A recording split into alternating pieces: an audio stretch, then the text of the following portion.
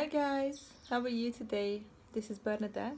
I'm a London-based nurse and I live in London, of course. I am going under the knife and I'm getting my breast augmentation done in about 2 weeks' time, and I wanted to record my findings and my thoughts on this surgery for you if you might getting under some surgical correction, or you know somebody who might gonna get their breast augmentation done. It could be helpful for you. As a disclaimer, let me tell you that even though I live in London, I was born in Hungary, in Budapest. So if I pronounce something funny, please bear with me. Of course, I'm not British. And then also another disclaimer for you guys that I will mention the clinic names, my doctor's name, and the team who I chose to have my surgery done. Also, I'm going to talk about my training after post-operation and the trainer I am currently doing my exercise with. Everything I will mention, from my flight to the coach I'm taking to the airport and all of that, they are not sponsored. I'm not getting any gratitude from anyone you will hear me mentioning in this video. It's just for me to spread awareness and to tell you what I chose for myself and to tell you how I came to that final decision. It has nothing to do with them paying me or giving me anything in return. And now that we got that out of the way, so let me tell you that I have been thinking about getting this surgery done since I was 18 years old. I remember when I was 18, then all of my friends, all of my girlfriends have their, breasts fully grown out, and I was still stuck with an A cup, and I was very uncomfortable because I was always a very tall girl. So I am 5'8" tall, and that's 173 centimeters, and I was always very slim. Growing up as a teenager, I was like the size 8 in dresses, and I was always uncomfortable because I had lean, long legs, and I had no breasts whatsoever. Even the smallest Victoria's Secret A cup was a little bit big for my chest. And of course, when I was 18, that was the time I was trying to get my first boyfriend. I got interested in boys and going out more, clubbing and being around with my girlfriends. And I noticed that they got everyone's attention. I thought because of their breasts. Of course, you always want what you lack. If you have a curly hair, you would want a straight hair. If you have a straight hair, you would want a curly hair. If you are a little bit bigger in size, you would probably want to slim down. If you're too slim, you want to get bigger. And of course, beauty is subjective. And what I want to say is, I am having this surgery done for myself. No one ever said to me that I have needed the surgery done. Nobody ever accused me of not going out with me because of I have small chest. It was never an issue. My boyfriends, all of them, they loved my small boobs, and really my parents never ever pushed me to the direction. My friends always were really supportive of me. Nobody ever told me that I do need a breast augmentation surgery. If anything, they told me the opposite. They told me that I was smart and I was kind and I was beautiful and I had all the quality in me, and God made me perfect just how I am. And I am very confident in myself, guys. Right now I'm not wearing any bras as well. My chest size is 75B, which is in UK size is 34B. And I have no issue going topless on the beach. I have no issue taking my top off. It's not about me being self-conscious about my breasts or anybody ever bullied me because I have a small chest. It is something I wish I had every time when I look into the mirror, when I think about what I would change in myself. Then this is the only thing I would want to change, because I love low cut dresses, back open dresses. I love figure fitted dresses, and I've got the abs for it, I got the legs for it. I'm sorry if I come across as somebody who is very egotistical. It's not about that. I'm just trying to explain to you how I feel about my body. Then it's entirely my decision, and I'm doing it for myself, not to please anybody else. I'm not doing it for a man, or I'm not doing it for any haters. I'm doing it entirely for myself. And because of that, because I'm happy how I am, I think I have a healthy body image. When it comes to looking at myself in the mirror, I have no issues.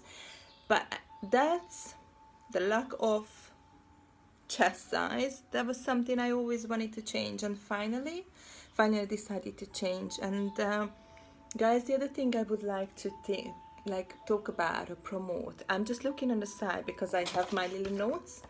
I made a little note, so I will keep on track, because I can wander around, you know, my thoughts could wander around. So here we go. So people will love you no matter what, okay? They will always want the best for you. They will not want you to do something you're uncomfortable with. And the people who would bully you, who would push you to do something against your will, they do not matter, guys. Honestly, they do not matter. Love yourself how you are, and if you yourself want to change, then do it.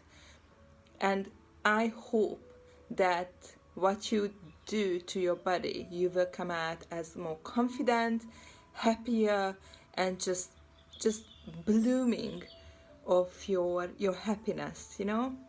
That's what I wish on every single person. Please do not ever do it for the haters. And so that's that. I want to tell you my story of how I found my clinic. Of course, guys, it's not, like I said, I'm not promoting this clinic. They're not paying me any money for me talking about them.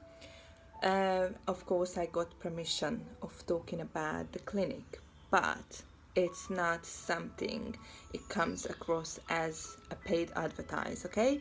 So how I find my clinic?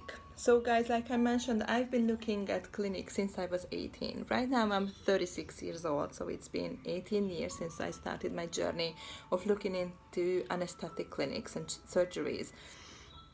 I have searched everywhere, okay? I wasn't limited to where I live today.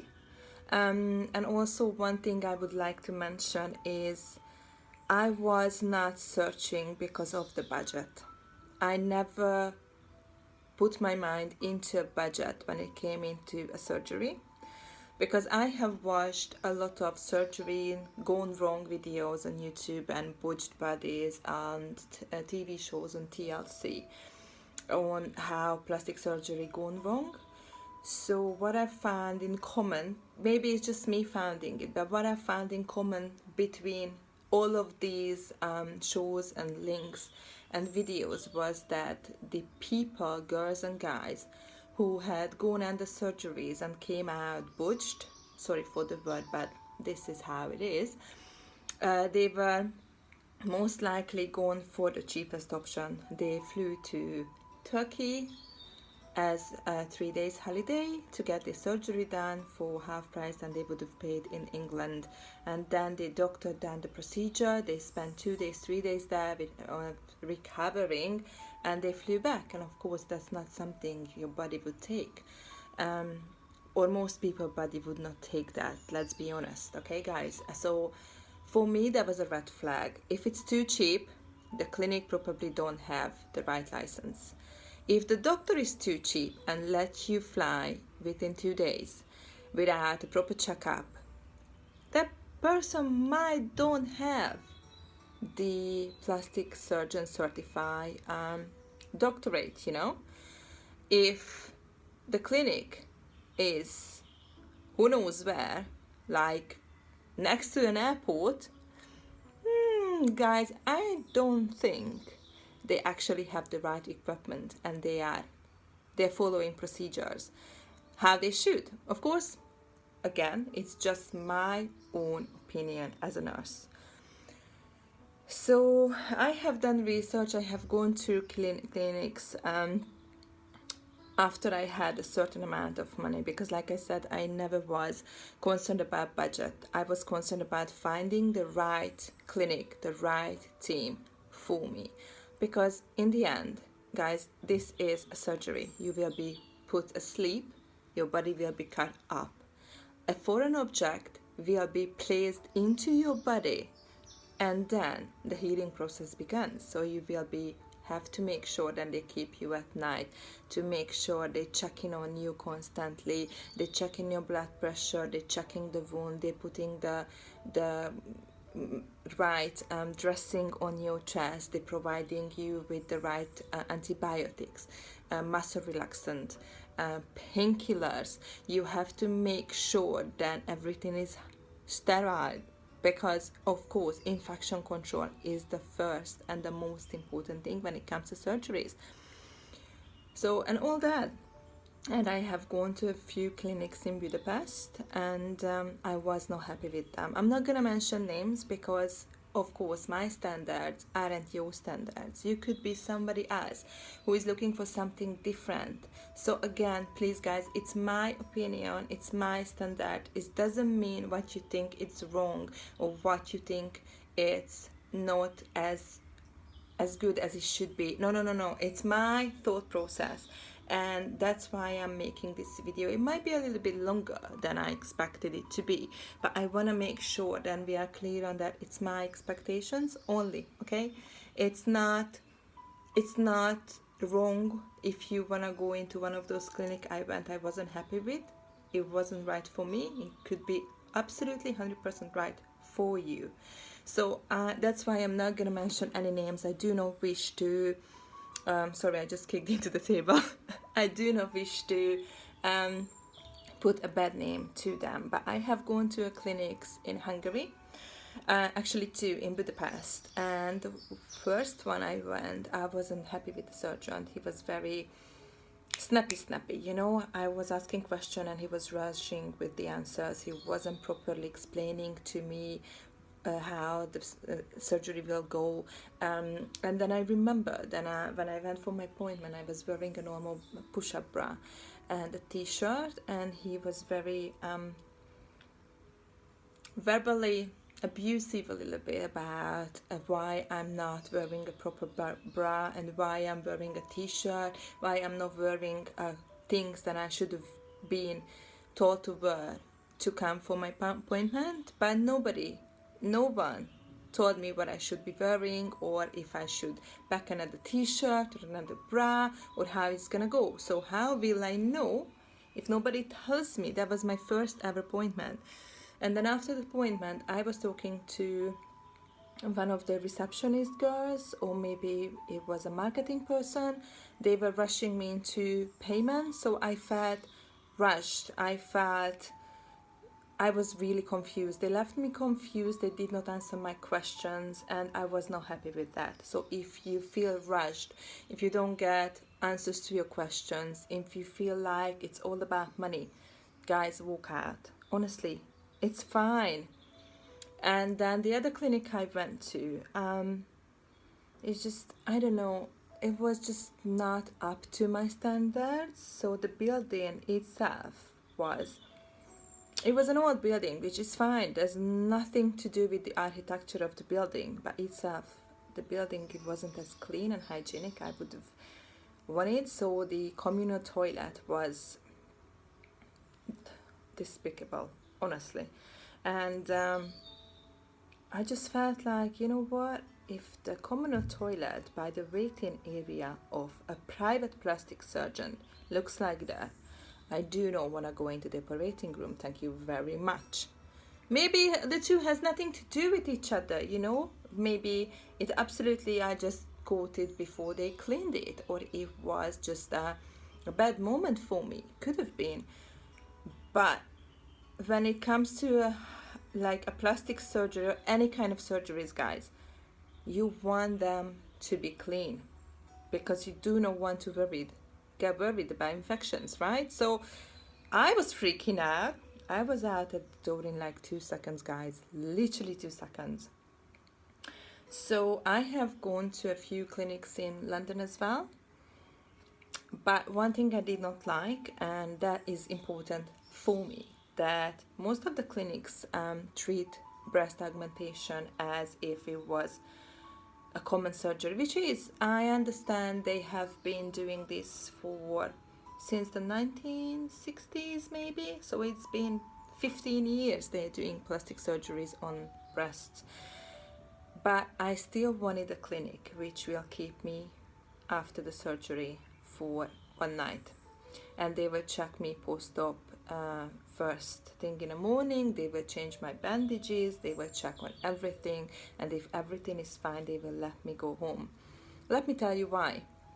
Because I understand it's a common surgery, and I understand that there is it's a quick surgery, it's like 45 minutes to an hour, but everybody is different. Like, I have never been to any surgeries. I don't know how my body will react to the drugs they use to put me to sleep. I have never got propofol, phenytoin, never been injected with one of those, and I never had a tube in my mouth, because when you put you to sleep, they will put a cannula in your arm.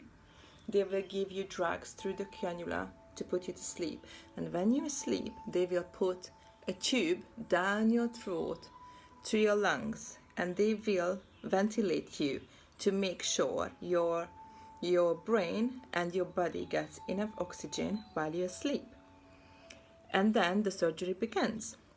And not just that, but they cut you open, they put that foreign object into the breast. Like, of course, when you're gonna get your consultation done, your surgeon will tell you what kind of a breast implant he will suggest or she will suggest for you to use. They will tell you how they're gonna place it in. How they can put the implant in, it depends on a few things. One, they will measure your chest size. So they will measure the chest size from this point to here. I have 12 centimeters breast tissue, and then they will do that on the other side. I have 12.5 centimeters on my right boob, and then they will check the line between your nipples, and then they will check this side of you, and then they will suggest a size for you. For instance, my surgeon suggested a 330 cc, which will be a full C cup or a minor D cup when we are done. And he said, because I have some boobies, he will be able to put the implants in that 1/4 will go underneath the pectoral muscle, so the muscle on your chest. He will lift the muscle from your chest, and he will put 1/4 of the implant there, and 2/4 will be put underneath the boobies. So eventually my natural breast will cover the implant itself, and that will create a natural and full look. And the reason he has to put some underneath the chest area, because as you can see, I don't have any cleavage, and if he would have put the implants just around the breast area, that would look like I have 2 balloons stuck to my chest. So that is specifically you see, I'm not British, specifically for me. But of course, when you go and see your surgeon, the surgeon will give you, when you go and see them, the surgeon will give you a bra, and he will put different size of implants in, and you will decide what you think or what you imagined. And then after you decided, when he knows the size, he will be able to tell you how she would be able to place the implant in. Some people go bigger, some people go smaller. it's fully up to you guys. For me, I wanted natural looking breast. I don't want to come out like looking like two balloons stuck to my chest. I still want to be able to look natural. When anybody looks at me, I want them to think those always have belonged to me. They grew on me naturally, inherited from my DNA, from my parents. So that's what I would suggest. Think about what you want. Think about how you want the surgery to be, and just go to clinics and find what you want. And yeah, that was my must list. I wanted a surgeon who takes his time or her time to responding to me, because like I said, I'm a nurse. I work in healthcare for 14 years. I graduated in 2007, and I have worked on ICU and acute admission, and I even at some point worked with an ambulance crew, toxicology department. So I'm not saying that I am the best patient ever, because guys, if you work in healthcare, you know why you're the worst patient, because us, we always think about the worst case scenarios in our heads, always. And we have to be assured, like more than 100%, that it's gonna be fine and it's gonna be turned out how you want it to be turning out. So that's it from me today, guys. We covered the topic of how to choose your clinic, how the surgery will go, how to choose your surgeon, and do not really, guys, if price is what you like putting in your first thing as your thoughts, don't, guys. Save up a little bit more, delay your surgery, do more research, go to clinics. Going to clinics, talking to people, and having a first appointment done, it does not obligate you to pay a penny. Most clinics are private, guys. They will accommodate you for a free consultation, so you can walk in and out as many as you wish to, and say yes when you have the financial security for it, because it's not just a surgery. Think about it, after the surgery you will have to stay out of work for 2 to 6 weeks, 8 weeks, maybe even 12 weeks, depending on the size you go and how your body heals and how you recover. To just be mindful about that. And if you don't have the financial security, guys, I would suggest to delay it until you know you have it, and try not to have the money as your first point of choosing something. Honestly, it's your body, it's your life, and it shouldn't be about money. When a foreign object is put into you and you be cut open, guys, it's not about the money, it's about safety, it's about health, and it's about how it's gonna look after, because you don't want to end up on butch bodies. But of course, these are my suggestions. If you have any questions, please do put them down below, and in the description box I will put the website of the clinic I chose, and my doctors, and an interview with my doctor as a startup. And in my next video I am going to talk about the clinic itself, and how my consultation went, what happened afterwards, and where are we at now. See you guys later. Bye.